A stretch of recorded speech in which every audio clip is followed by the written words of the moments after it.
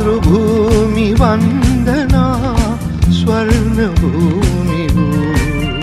ලොව රම්‍ය භූමි වූ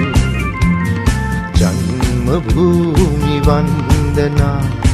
පුණ්‍ය භූමි වූ මාතෘභූමි වන්දනා ස්වර්ණ භූමි වූ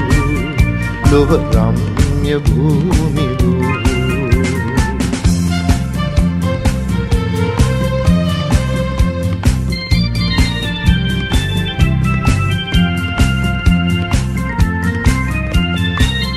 සූර්ය රාජයාදී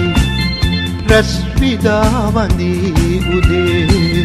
සිව් මහා ගඟුන් රිදී කී ගයා වයාදී